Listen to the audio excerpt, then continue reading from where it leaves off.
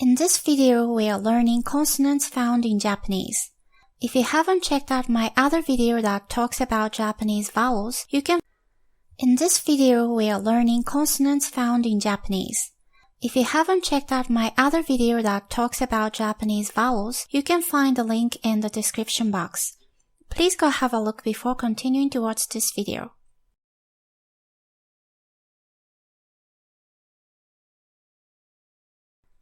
Consonant can be categorized by points and manners of articulation. Points of articulation means the points in the vocal tract where the constriction is formed to produce sounds. Unlike vowels, which involve no obstruction to the flow of air, consonants are created by airflow being obstructed somewhere in your vocal tract. And manners of articulation refers to the way the obstruction of airflow is formed and released in each point of articulation. The points of articulation which concern Japanese consonants are found at lips, teeth, alveolar ridge, post-alveolar, hard palate, soft palate, uvula, glottis. Here's a consonant classification chart. We can see 25 consonant sounds that are used in the Japanese language. From next slide, we're going to take a closer look at each sound.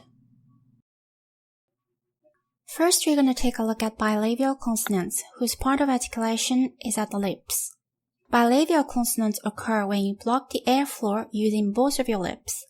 Japanese has 5 bilabial consonants. P. This sound is almost identical to the English P sound, only less aspirated. Pa, pi, pu, pe, po. Next, B, as in the word boy in English.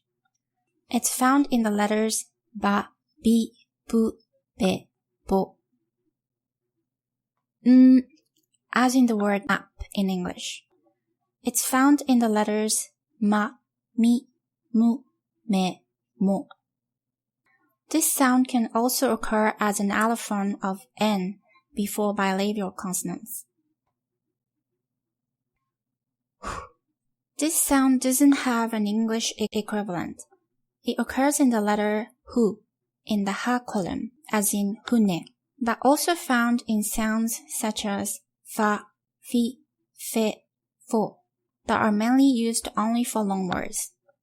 To make this sound, you contract the lips just as when you make the sound of the vowel u, and blow the air out just as when you blow out a candle. Make sure not to confuse this sound with the F sound, where your upper teeth touch your lower lip. Japanese h sound is realized only with your two lips. Wa. This sound is found in the letter wa, as in wasabi, or also found in the letters wi, we, and wo in long words such as Wikipedia. To make this sound, your lips first take a similar position to the vowel u, but slightly more rounded. Then transition to the next vowel, a, in the case of wa, for example. Wa, wa. Here's some examples of the sound p. Pasokon, pasokon. Benpi, benpi. Kippu, kippu. Pekin, pekin. Sanpo, sanpo. Here's the examples of the sound b. Banana, banana. Bin, bin. Budou, budou. Benkyou, benkyou. Botan, botan. Here's some examples of the sound n. Mado, mado. Mirai, mirai. Mushi, mushi. Megane, megane. Mori, mori. 散歩、散歩、新聞、新聞. In the last two examples, sound is represented by the letter which comes before other bilabial sounds, namely po and bu, respectively. Here's some examples of the sound hune, hune, ファミレス、ファミレス、フィルム、フィルム、フェリー、フェリー、ユニフォーム、ユニフォーム. Here's some examples of the sound wa.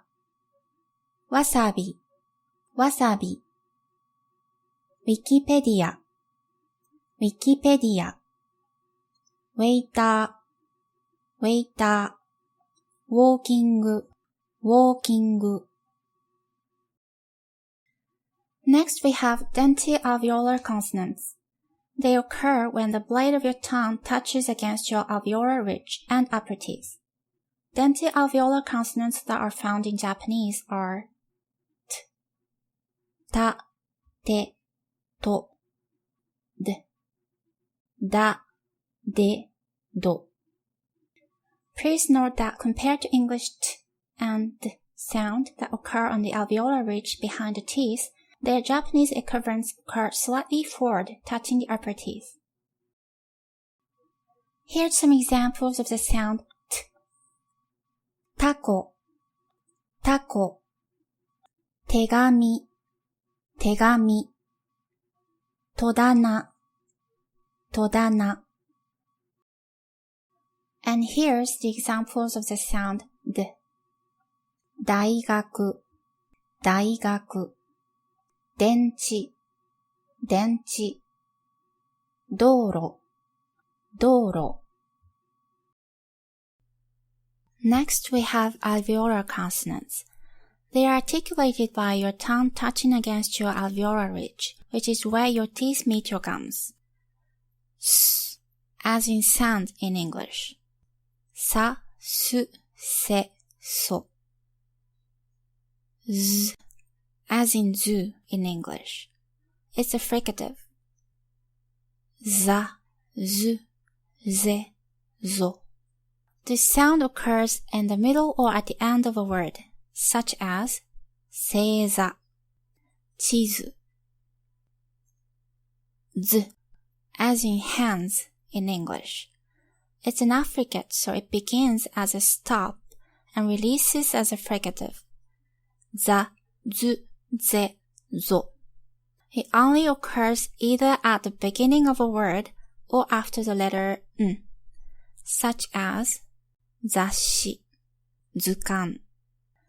So as you see, the letters za, zu, ze, zo can be articulated in two different ways, either fricative or affricate, depending on their position in a word.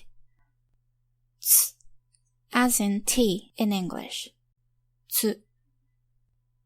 N, as in nice in English. Na, nu, ne, no. Also, this sound occurs when the letter n is followed by other alveolar-related consonants, except fricatives. For example, 洗濯, サンダル. What this means is when you pronounce the n sound in these words, your tongue is already getting in position for the upcoming consonants. Ra, ra, ri, ru, re, ro. To produce this sound, first position your tongue near your alveolar ridge. At this point, your tongue is not touching anywhere. Then, flick only the tip of your tongue once against the alveolar ridge. Just a single flick. Ra, ri, ru, re, ro. Like this. Some examples of the sound s. 刺身、スイカ、背中、葬式. Examples of the sound z. 背星座、地図、風、謎。Examples of the sound z. 雑誌、図鑑、全体、親族。Examples of the sound z. 津波、月、暑い。Here's some examples of the sound n. 波、ぬいぐるみ、猫、乗り物、洗濯、サンダル。Here's some examples of the sound r. ラクダ、リンゴ、猿、レモン、ろうそく。Next we have post-alveolar consonants. All the alveolar consonants we've just seen, except sound r, can get palatalized when they take e vowels or y glottis, and its point of articulation becomes further back between the alveolar ridge and the palate. Sh. This sound is found in the letter sha, shi, shu, sho, and also found in she only for long words.